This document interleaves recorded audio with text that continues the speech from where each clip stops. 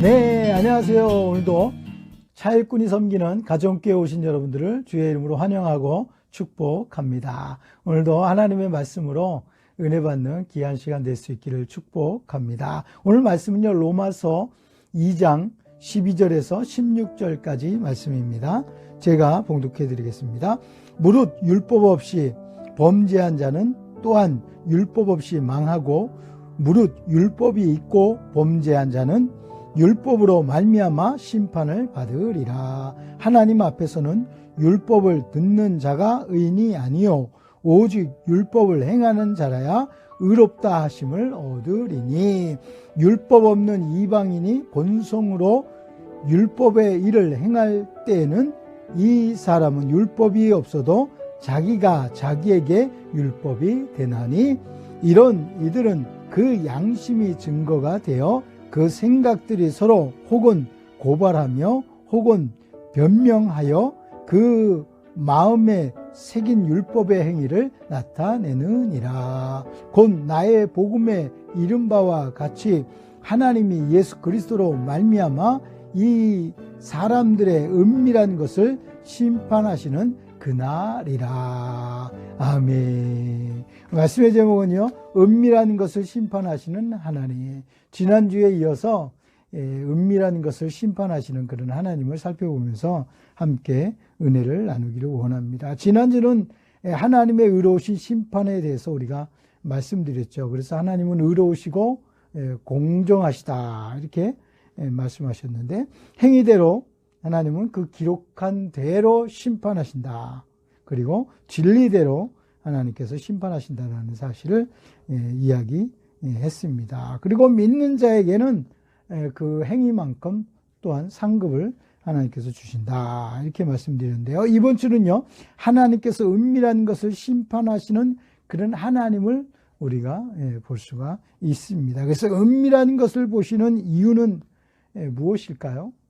그것은 하나님 앞에서는 숨길 수 없이 모든 것이 드러난다라는 사실을 이야기하고 있고, 또 하나는 우리를 더욱 온전하게 하시는 하나님을 우리가 볼 수가 있다라는 사실을 우리가 생각해 볼 수가 있습니다. 그래서 오늘 말씀을 통해서 하나님의 은밀하신 것들을 어떻게 하나님께서 심판하시는지 한번 살펴보도록 하겠습니다. 네, 첫 번째는요, 율법으로 말미암아 심판을 받는 자들을 이야기하고 있다라는 사실을 볼 수가 있는데요. 12절에 보니까요, 무릇 율법 없이 범죄한 자는 또한 율법 없이 망하고, 무릇 율법이 있고 범죄한 자는 율법으로 말미암아 심판을 받으리라 이렇게 말씀하고 있죠. 어쨌든 율법이 있든 없든 심판을 받는다라는 사실을 볼 수가 있는데, 오늘 말씀에서 두 종류의 범죄한 인간을 소개하고 있다라는 사실을 볼 수가 있는데, 율법에 관하여 지금 이야기하고 있습니다. 그래서 율법 없이 범죄한 인간, 하나님의 말씀을 전혀 들어보지도 못한 사람을 이야기하고 있는데, 완전 불신자를 이야기하고 있다라는 사실을 볼 수가 있는데요. 율법 없이 범죄한 자는 용서가 될 수 있을까요? 결코 용서받을 수 없다라는 사실을 볼 수가 있습니다. 예수님을 몰라도 그는 구원을 받을 수 없습니다. 그래서 율법이 없어도 예수님을 믿지 않았기에 구원을 받을 수가 없는 것을 볼 수가 있습니다. 그래서 율법이 없이도 죄 용서받지 못한다라는 사실을 볼 수가 있고요. 또 다른 또 한 부류의 사람은요, 율법이 있습니다. 율법이 있고 범죄한 자는 율법으로 심판을 받게 된다라는 사실을 볼 수가 있습니다. 그래서 알고도 죄를 짓는 것과 같은 그런 모습을 볼 수가 있는데, 야고보서 4장 17절에 보니까 우리가 잘 아는 말씀인데요. 선을 행할 줄 알고도 행하지 아니하면 죄니라 이렇게 얘기하고 있죠. 그러니까 알고도 죄를 지으면 그것도 죄다라는 사실을 볼 수가 있습니다. 그래서 버림받은 사람들의 특징이 하나님께 합당하지 못한 일들을 그들이 하기 때문에 하나님께서 그들을 내버려 두셨다, 버리셨다라는 사실을 볼 수가 있습니다. 그러니까 불의한 일을 행하는 사람들을 말하고 있죠. 그러니까 알고도 합당한 일을 안 하는 것은 불의한 것임을 분명하게 말씀하고 있는 겁니다. 그래서 율법이 있고 범죄한 자는 율법으로 심판을 받게 된다. 결국 그들이 하나님을 욕되게 하는 것을 우리가 볼 수가 있는 것입니다. 그래서 율법이 있는 자나 없는 자나 죄를 지으면 동일하게 심판을 받게 된다라는 사실을 볼 수가 있습니다. 유대인은요, 율법을 자랑하고 의지하는 그런 모습을 볼 수가 있는데요. 율법을 자랑하는 자가 율법을 범하면 결국 하나님을 욕되게 한다라는 사실을 볼 수가 있습니다.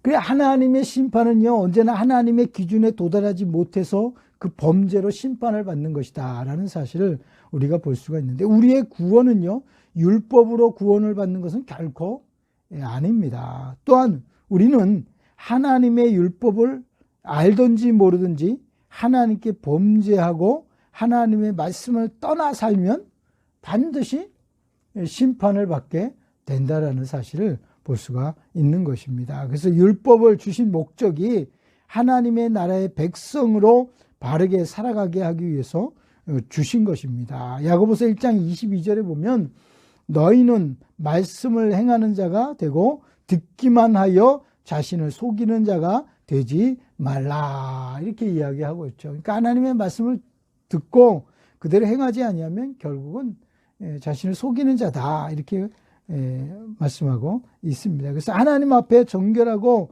더러움이 없는 경건은 율법을 아는 것이 아니라는 거예요.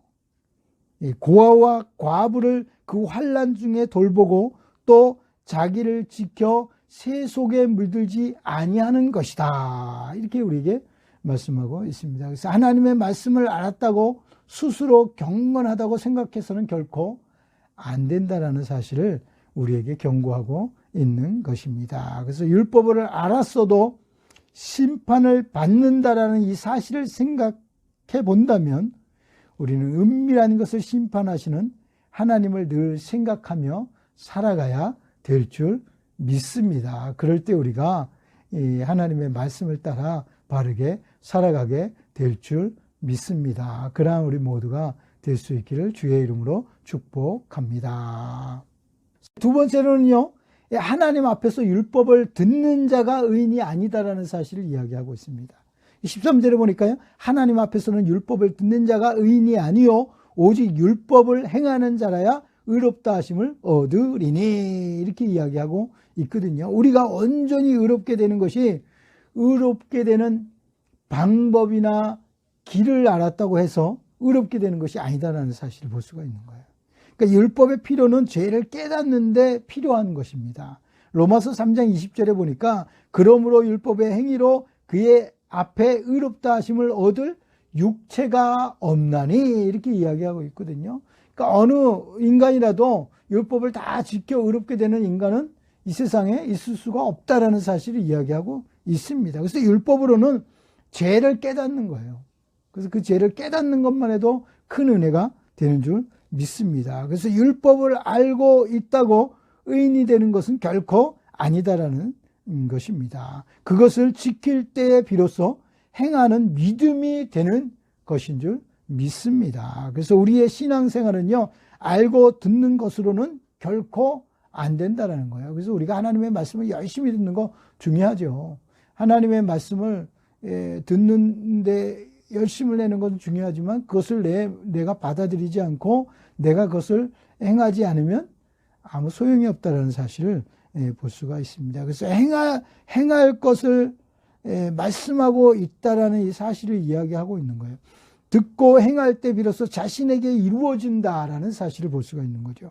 그래서 말씀의 응답은요, 그 말씀이 내게서 이루어지는 것을 행함으로 보게 된다라는 사실을 볼 수가 있어요. 그래서 하나님의 말씀이 내게 주어졌을 때 그 말씀이 내 자신이 받아들여지고 그 내 삶에 그 말씀이 나타날 때 우리가 온전히 이루어진다, 그런 이야기입니다. 그 말씀을 아는 것으로 이루어지는 것이 결코 아니다라는 사실을 볼 수가 있습니다. 여기서 말씀하는 율법을 행하는 자는 율법을 다 지키는 자가 아니고, 로마서 3장 21절에 보니까 이제는 율법 외에 하나님의 한 의가 나타났으니 율법과 선지자들에게 증거를 받은 것이라, 이렇게 얘기하고 있죠.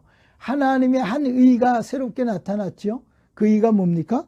예수 그리스도를 믿는 것으로 나타났다는 사실을 볼 수가 있습니다. 그래서 로마서 3장 24절에 보면 그리스도 예수 안에 있는 속량으로 말미암아 하나님의 은혜로 값없이 의롭다 하심을 얻은 자 되었느니라, 이렇게 얘기하고 있죠. 예수 그리스도를 믿는 자들은 값없이 하나님의 은혜로 의롭다함을 얻게 되었다라는 사실을 볼 수가 있습니다. 오직 예수 그리스도를 믿음으로 의롭게 되는 것입니다. 이 사람이 율법을 행하는 사람이다 라고 볼 수가 있는 것입니다. 하나님께서 우리가 의롭게 되는 길을 알게 하신 것입니다. 우리는 이것을 믿고 받아들임으로 하나님 앞에 의롭다함을 인정받게 되는 줄 믿습니다.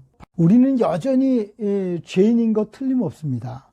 그래서 믿음으로 하나님의 심판대 앞에 섰을 때 의롭다함을 인정받는다라는 사실입니다. 그러므로 사람이 의롭다 하심을 얻는 것은 율법의 행위에 있지 않고 믿음으로 되는 줄 우리도 인정해야 될 줄 믿습니다. 그래서 하나님은 우리의 의로운 행위로 우리를 구원하시지 않으셨다라는 사실을 볼 수가 있는데, 그의 긍휼하심으로 중생의 씻음과 성령으로 새롭게 되어질 때 우리가 의롭다함을 잊게 되는 줄 믿습니다. 그러니까 진정한 회개와 거듭남이 있어야 될 줄 믿습니다. 우리는 그 은혜로 의롭게 된 하나님의 나라의 상속자가 되어지게 된 것입니다. 그래서 갈라디아서 3장 23절에 보면요, 믿음이 오기 전에 우리의 모습은 율법 아래 매인바 되었다라는 사실을 볼 수가 있어요. 그래서 율법이 초등 교사와 같은 역할을 하게 되는 것을 볼 수가 있는데요. 믿음이 온 후에는 어떻게 됩니까? 하나님의 자녀로서 초등 교사의 아래 있지 않게 되었다라는 사실을 이제 말씀하고 있습니다. 그래서 갈라디아서 4장 4절에 보면 예수님을 보내심은 그 예수님으로 말미암아 율법 아래 나게 하신 것을 볼 수가 있습니다. 왜 예수님을 율법 아래 나게 하셨을까요? 여자의 후손을 통해서 예수님이 나셨고 율법 아래 나게 하신 거죠. 율법 아래 있는 자들을 속량하시기 위해서 오셨다라는 사실을 볼 수가 있는 거예요. 예수님도 율법 아래 있는 것은 예수 아래 있는 자를 속량하기 위해서 예수님이 오신 것입니다. 그래서 우리는 종이 아니라 이제는 하나님의 자녀로, 아들로서 우리가 살아가게 되는 것입니다. 하나님의 아들이면 당연히 하나님의 나라를 유업으로 얻게 되는 줄 믿습니다. 그래서 율법은 죄를 깨닫게 하지만 진정한 우리 구원을 얻고 의롭게 되는 것은 예수 그리스도를 믿음으로 말미암아 의롭게 된다는 이 사실을 우리가 인정하고 그것을 받아들이며 우리가 살아갈 때 하나님 앞에 심판대에 섰을 때 의롭다함을 인정받게 될 줄 믿습니다. 그러한 우리 모두가 될 수 있기를 주의 이름으로 축복합니다. 마지막 세 번째로는요, 하나님의 은밀한 심판이 이루어지고 있다라는 사실을 볼 수가 있는데, 어떻게 보면 내 안에 있는 것으로 하나님이 심판하신다 이렇게 볼 수가 있어요. 은밀한 것을 심판하신다는 것은 하나님, 우리가 사람으로 알 수 없는 깊은 것까지 하나님 심판하신다 그런 얘기 아닙니까? 그러니까 내 안에 있는 것으로 심판하신다. 15절에 보니까요, 이런 이들은 그 양심이 증거가 되어 그 생각들이 서로 혹은 고발하며 혹은 변명하여 그 마음에 새긴 율법의 행위를 나타내느니라 이렇게 말씀하고 있죠. 그러니까 율법 없는 이방인 경우에도 본성으로 율법의 일을 행할 때에는 율법이 없어도 자기가 자기에게 율법이 된다라는 사실을 이야기하고 있습니다. 그 이유는 그들 속에도 양심의 증거가 있다라는 거예요. 양심의 증거가. 그래서 서로 고발하고 변명하고 그 마음에 율법의 행위가 나타나게 된다라는 사실을 볼 수가 있는데, 즉 율법이 없어도 양심이라는 것을 통해서 죄를 깨달을 수 있다라는 거예요. 그러니까 율법은 분명히 죄를 깨닫는 도구이지만 율법이 없어도 사람이 갖고 있는 그 양심을 통해서 죄를 깨달을 수 분명히 있게 된다라는 사실을 볼 수가 있습니다. 그래서 예수 믿는 우리에게도 때로는 양심으로 우리의 죄를 깨달을 때가 있는 것입니다. 그래서 타락한 인간의 양심은요, 그 마음과 생각이 어두워졌으므로 양심의 기능까지 사라져 버렸다, 이렇게 볼 수가 있는 것입니다. 어떻게 보면 양심 없는 인간이 된 거죠. 그래서 최후 마지막까지도 없다라는 거죠. 그게 양심 없는 사람의 모습 아닙니까? 우리가 다른 사람이 저 사람이 양심도 없다 이렇게 얘기하는 것은 그 사람 마지막 그 자리까지 볼 수가 없다, 그런 이야기 아닙니까? 그래서 율법이 없어도 양심이라는 것을 통해서 얼마든지 죄를 깨닫게 되는 것입니다. 그래서 죄를 깨닫는 것도 중요하지만 더 중요한 것은 그 죄를 예수 그리스도 앞에 나와 씻음받는 것이 더 중요하다라는 사실을 볼 수가 있습니다. 요한일서 1장 7절에 보면 그 아들 예수의 피가 우리를 모든 죄에서 깨끗하게 하실 것이요, 이렇게 우리에게 말씀하고 있죠.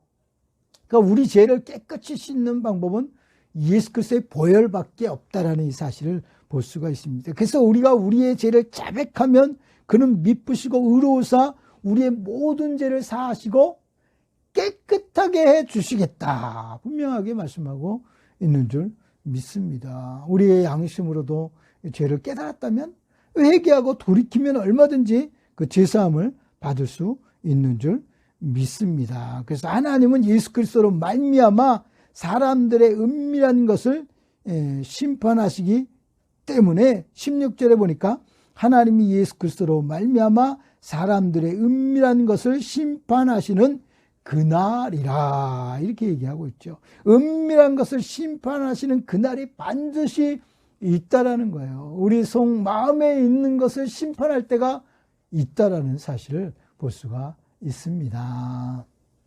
최후의 예수의 심판의 날이 반드시 있다는 사실을 볼 수가 있는데요.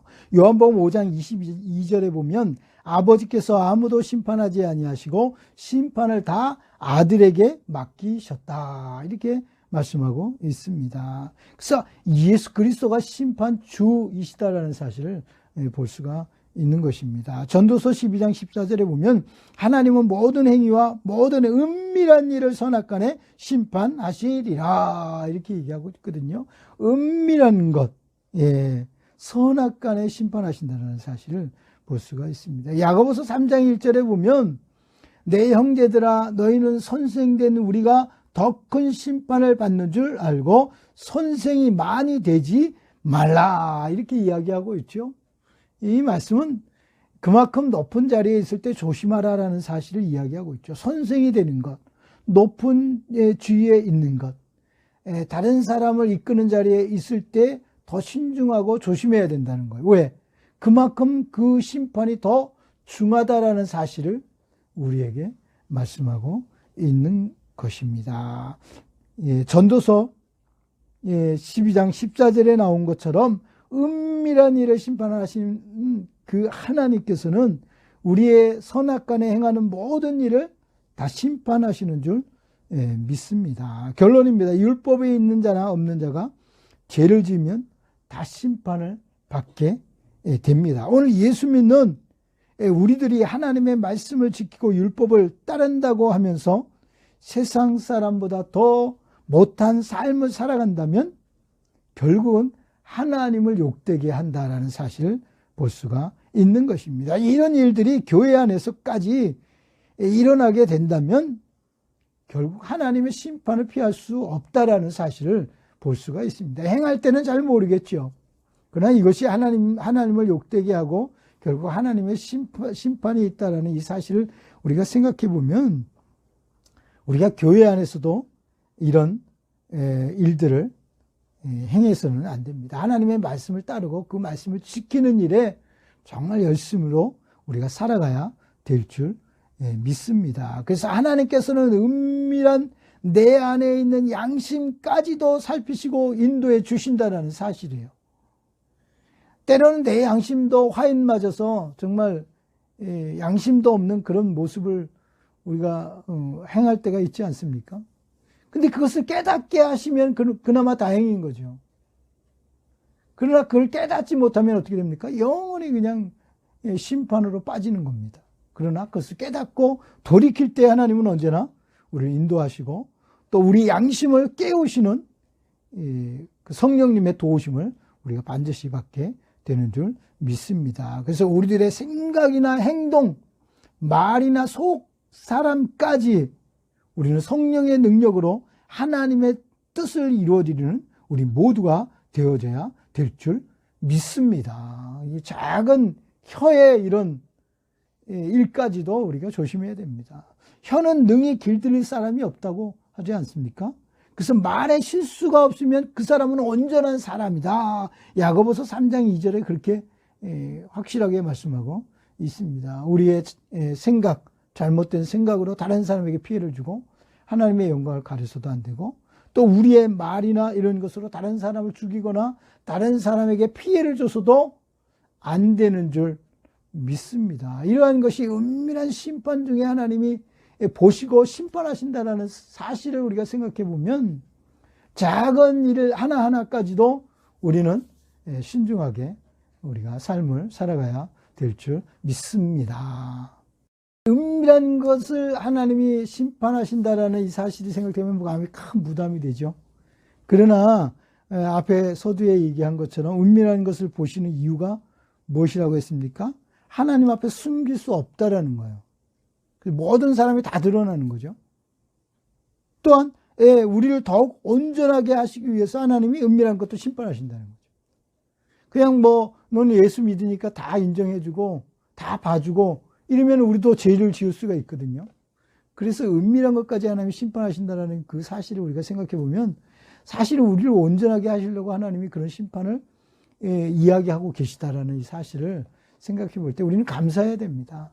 우리는 더욱더 은혜 안에 살아가는 우리 모두가 되어져야 될 줄 믿습니다. 그러나 우리 모두가 될 수 있기를 주의 이름으로 축복합니다. 기도하겠습니다. 참 좋으신 하나님 감사합니다. 이렇게 새해 들어서 귀한 말씀을 주셔서 감사합니다. 은밀한 것을 보시는 하나님, 우리가 더욱더 조심 있게 살아갈 수 있도록 하나님 축복하시고 선생이 되었거나 높은 자리에 있거나 다른 사람을 섬기는 자리에 있다면 하나님 우리가 더 조심해서 잘 섬길 수 있도록 하나님 축복하시고 우리에게 맡겨진 그 사명을 잘 감당하는 한 해가 될 수 있도록 하나님 은혜를 베푸시며 인도하여 주시옵소서. 때로는 우리 자신도 양심을 잃어버릴 수 있습니다.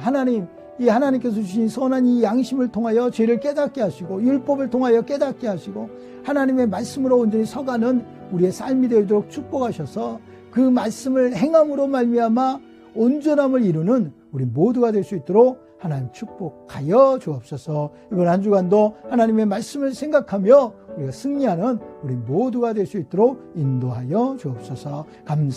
감사드리며 거룩하신 예수 그리스도의 이름으로 간절히 기도드리옵나이다. 아멘.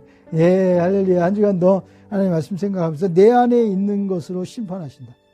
예, 우리의 밖에 드러나는 행위나 모습도 이것만 심판하신 것이 아니라 내 안에 있는 것을, 내 속에 감춰진 비밀, 내 속에 있는 욕심, 내 속에 있는 그런 것으로도 하나님이 심판하신다는 이 사실을 생각해 보면 우리 속에 있는 것이 얼마나 깨끗해야 되는지를 다시 한번 살펴볼 수가 있습니다. 그래서 한 주간 동안 자기의 속을 깨끗이 하는 우리 모든 성도들이 될 수 있기를 주의 이름으로 축복합니다. 할렐루야.